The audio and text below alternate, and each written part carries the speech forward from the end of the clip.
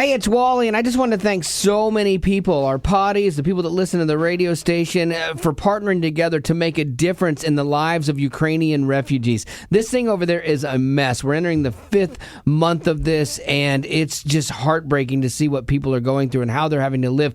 But here's the upside. Together, we have sent more than 100,000 meals to Ukraine already.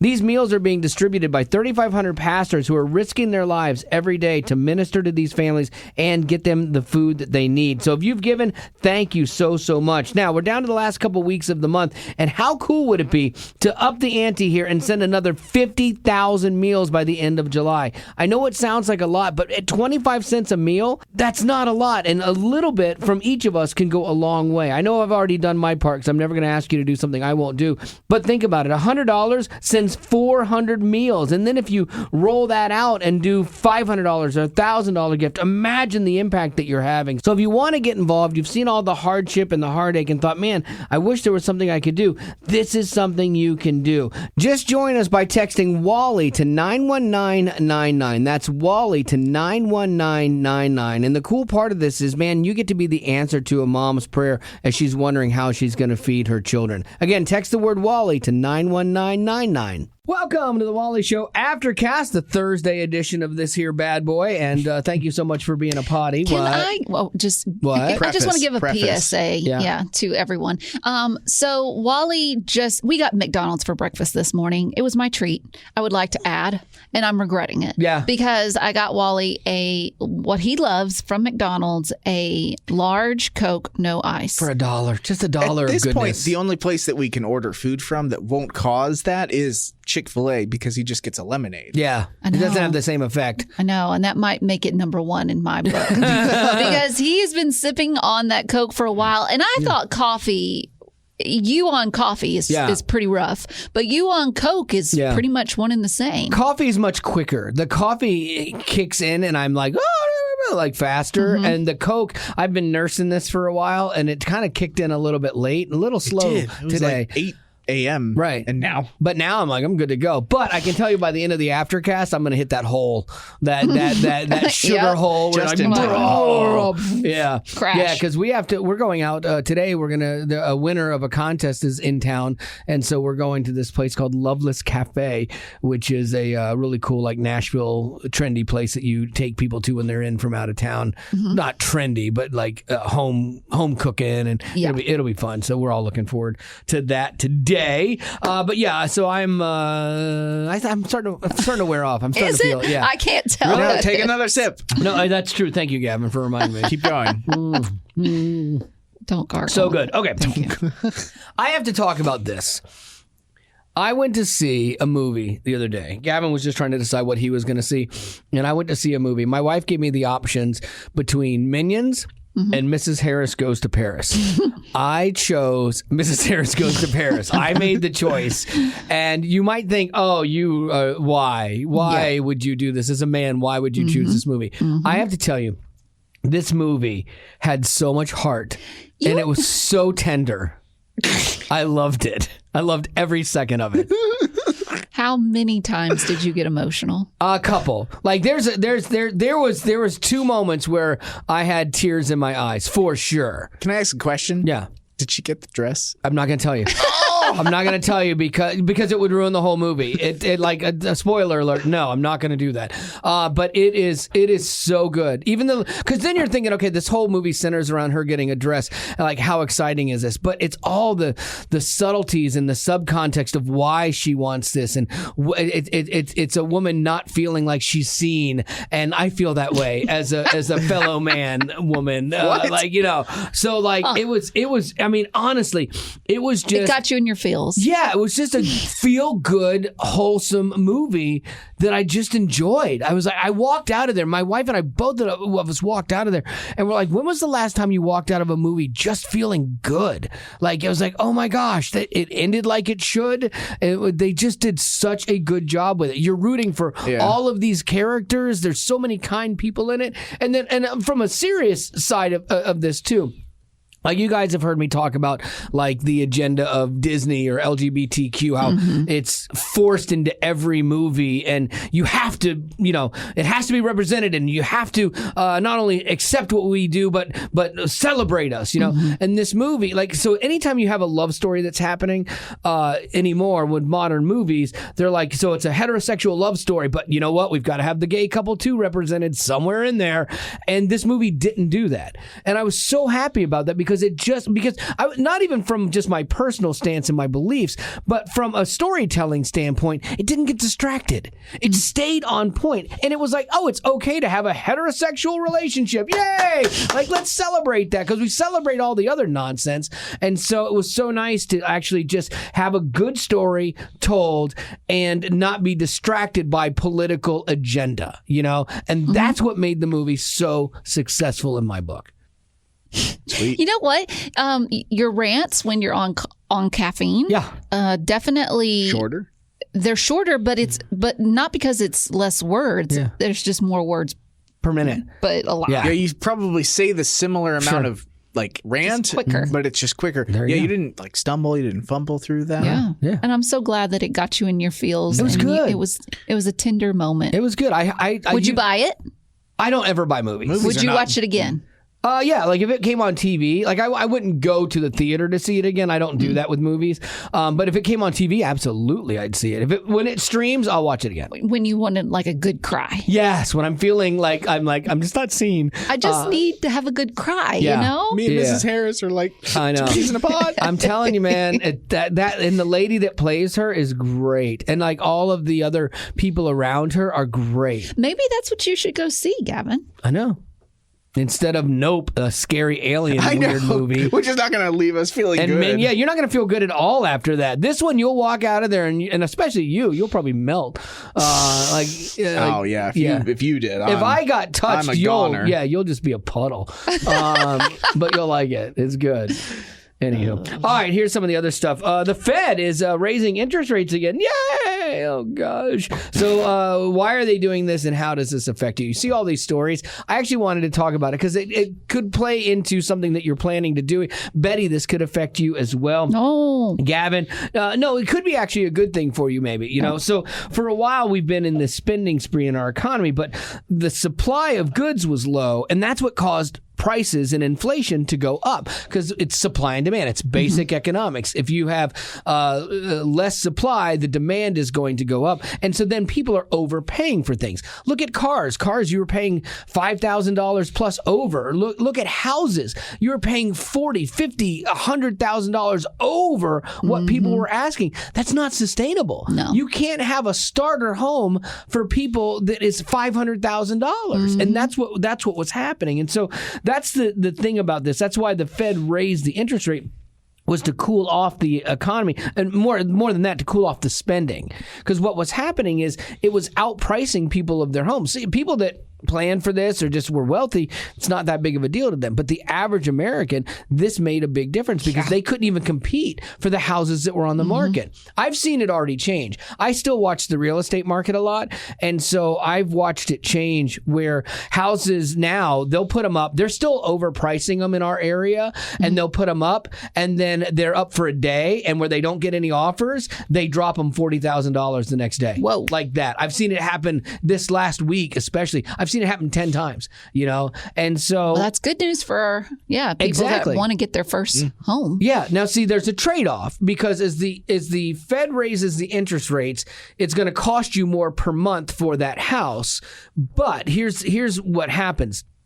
You can at least get the house now, and you can get into the house now. So what you would do is you would plan for that and go, okay, it's going to be 2 years. I'm going to have a higher payment probably. But when the interest rates drop back down, you refinance. And then you've got the house you wanted. You got it at a not inflated wrong price, and you got it to where you can afford it. And then you can actually do better when you refinance and spend less money per month. Like I refinanced with United Faith Mortgage. Loved that. The process was so good, and I'm so happy I did. I was actually able to pull money out because I did it when interest rates were still super low. But the reality is, interest rates, while they're horrible at 5.5%, they're still like, yes, we had unusually low interest rates that we'd never seen in 40 years a while ago, but still 5% is not a bad interest rate. But what it meant was, before, when the interest rates were 2%, people that could have afforded a $400,000 house were buying $700,000 homes. And so, because they had to. But now that $700,000 home is going to be back to where it should be at $400,000. And so it kind of is a wash with the interest rate being higher, but you'll have the advantage of being able to refinance in a couple of years. So as you think about like purchasing, a place, getting a condo right now would probably be a really good thing if you start looking now, and because you have a realtor friend, right? Yeah. Has she told you, hey, you might want to think about buying something? No, but I will see her this weekend, so she might mention something. I would get her take on it and see if what I'm saying matches up with what she's saying, because, again, for a while, you couldn't have touched a condo in the area you want to live in because they were all overpriced. And so now you might have a shot at doing that. Yeah, that'd be great. Because that's a good investment for you, too. As a young woman, to have your own place that you're getting to write off every month, and you have Nicole pay rent, and instead of paying rent to some, apartment place, she's paying her half of the rent, but it's paying your half of the mortgage, and you're winning at that point. And you can overcharge her too. No. Just don't tell her. Yeah, you got to be a slumlord, man. She doesn't know what your mortgage is. Come on now. Business deal. Yeah, come on. I'll help you. With this. So, anyway, what do you got, Lady Rock? All right. Slow it down. Woo! Bring it. So I think a lot of us don't realize, as time goes by, you think, oh, it wasn't that long ago. But then you get on Facebook and something pops up and it's like time hop. And they're like, this was 10 years ago. Yeah. That's what happened to me this morning when I logged on. And it had a picture of me and my dad meeting Barry Gibb from the Bee Gees. Oh, seems like only at the yesterday. Grand Ole Opry. Seems like maybe it was 3 years ago. It was 10 years ago. Was it really? Insane. So time just flies when you're having fun. And so I've got a list that got country for the record. Did you hear it, Gavin? Yeah. What? Time just flies when you're having fun, dog diggity. Time flies when you're having fun. And you know why? You know why that are. just happened? She's talking about her dad. Yep. It always happens. You talk about your mom or your dad, you get so only Southern. Right. It's only right. That is true. I love it. So I found some fun facts about TV shows that will make you feel old. Okay, this first one is Friends. Oh, yes. Gavin's just started watching through that, right? Oh, no. I've watched it through a few times. I watched it in college, almost 8 years ago now. Okay. Well, Ross and Rachel's daughter, Emma, she was born April 4th, 2002 in real life. Right. She beat the actress that played their daughter.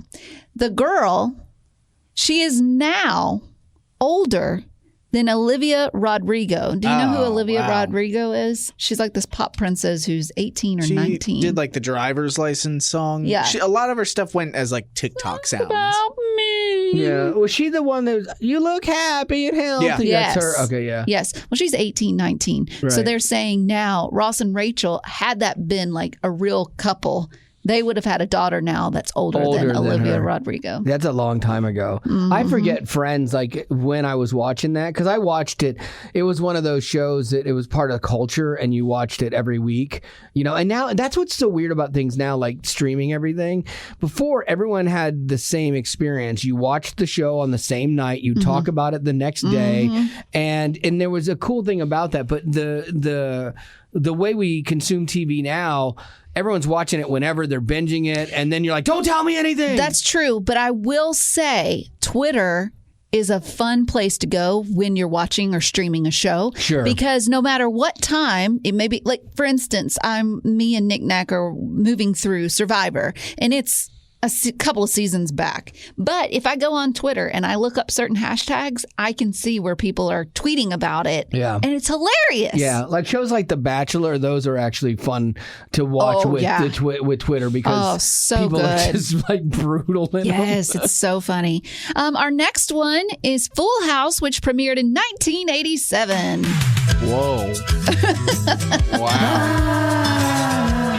I know I'm young, but that's 8 years before I was born. Dude, I in high school. Oh, no, I just graduated, so I was still living at home and when this show would have come on.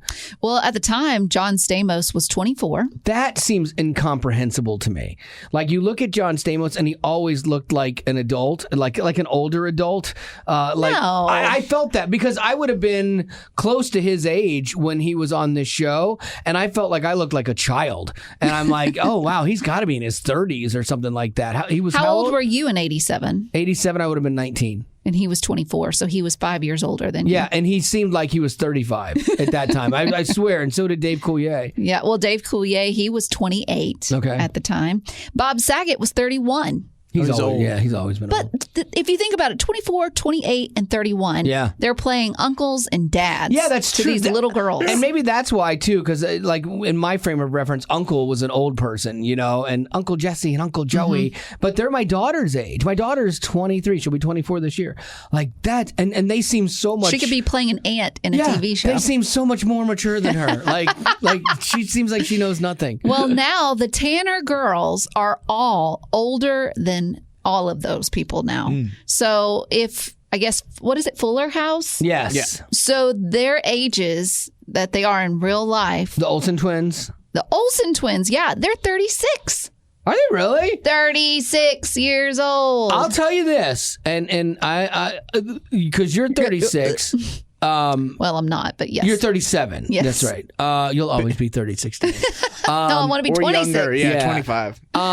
I truly believe from photos that I've seen, you look better than the Olsen twins. Like the Olsen twins, something was going on. Like I know that they were smoking cigarettes. Were they? They look a lot older than 36. They look like they have an eating disorder. Okay, I don't know about that. I don't know either. I'm not making comments about that, but they just look older. Their faces look sunken in. Yeah, they look really like they intense. need to lose. They need to gain some weight, is what it looks like. But all that to say, their nieces, daughters that played in that show are now older than them. Mm-hmm. Then finally, The Fresh Prince of Bel-Air. Oh, who doesn't love that show? Now this is a story all about how my life got flipped, turned upside down, and I'd like to take a minute, just sit right there, tell you how I came to pronounce them. Darn it! I wanted to see how far we could all go, because everybody goes through parts of it, but no one can always do the whole thing perfectly. And you included. I just messed it up. I was in the pocket too. I thought I had it. Okay, do you remember James Avery? He played Uncle Phil. Yeah, Uncle Phil. He was 45 when that show came out. He seemed like a 65. He was 45. Now, Will Smith is 53. That's crazy. He's the same age as you. That is crazy that he's 53. Older than Uncle Phil. Holy cow. Well, you know what? But I mean, Will still looks good for 53. Oh, yeah. He looks great. Yeah. I mean, like, you slap enough people, it keeps you young. Yeah. That's too soon. His hands look 45. What? Will Smith's hands looked... I haven't paid attention to it. Like when you slap somebody, with Chris Rock. it keeps your skin toit. You are on a whole nother level right now. That's from Austin Powers. Not Tom. Toit, yeah. You know what my favorite... I did not like the Austin Powers movies. Oh, I could see that not being up your alley. I did not like it at all. But I did love when Will Ferrell was on there, because he would always be like... You can't force me to tell you. I'll never tell you. I'll take it to my grave. And he asked him 3 times. And then he's like, okay, I'll tell you. And then they push him over a cliff. And he's like, I think I've broken my hand. Oh, let me get. Oh, yes, I broke. It smells like almond. Will Smith was in Austin Powers? What did I said Will Ferrell. I know. Will Ferrell was in Austin Powers? Yeah. He played this character where he was like in the seat around the Dr. Evil's table. Yeah. And he didn't like what Will Ferrell had to say, so he pushed his button in his chair. Yeah, in his chair. And then he goes down into the flames and stuff. I just remember him as Mogatu from Zoolander. Oh, that was so. That was weird. The costume on that, and his character was awesome. That was a movie that was a 1 or 2 time watch through for me to appreciate. I did not appreciate it on the first watch through. I did not appreciate Talladega Nights on the first watch through. I think a lot of Will Smith movies for me. Will Ferrell? Ferrell, yep, are movies that I don't always appreciate right out of the gate. I think I liked Elf right out of the gate. Oh, of course. What's there Elf. Not to love about Elf that? Is one of my favorites. Christmas movie. Yeah. All right. Well, you got some birthdays for me?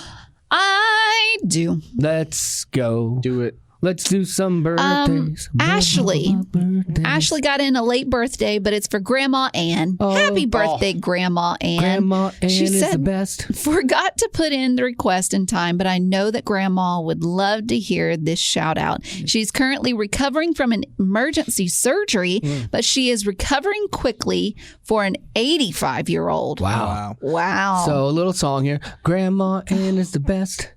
Ashley got in that request a little bit late, but thank goodness Grandma's recovering and we don't have to call her late. Grandma Ann. Yep. Was it Ann?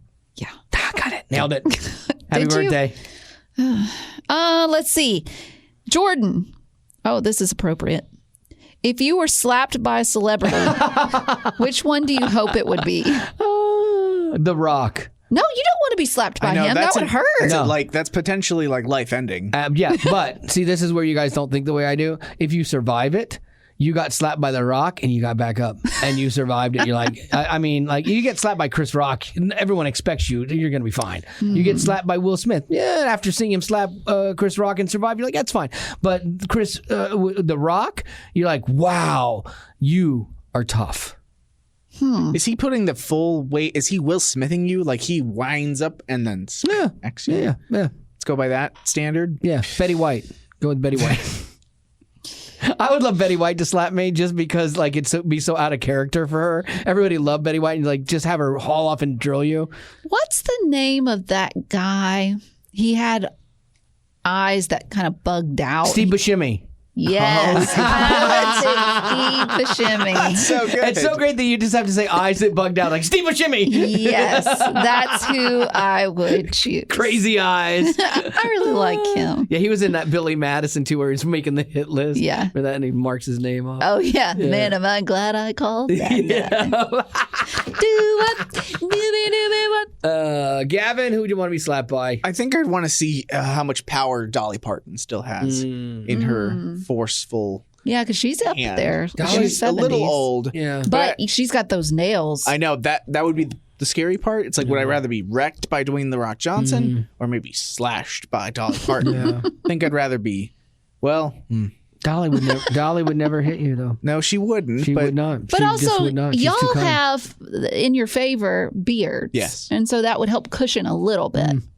Not much. No. There's not much cushioning property. Yeah, as you push in, it's right there. Yeah, and it's hair. Right there. I don't know. I'm just saying. Not a force field. If I hit you in the back of the head, would you be like, well, at least I've got this big head of hair. Yeah. Protect me. Sometimes. Depends on how well I tease it. All right. Well, I think that's going to do it for today. And as always, thanks for being potty. Aftercast tomorrow. It'll be our Friday edition, and we cannot wait. I said, and as always, thanks for being a potty. That means it's over. Can I say it? Gavin, would you please say? Hey, everyone. Thanks for being a potty. That's perfect. We'll end it now.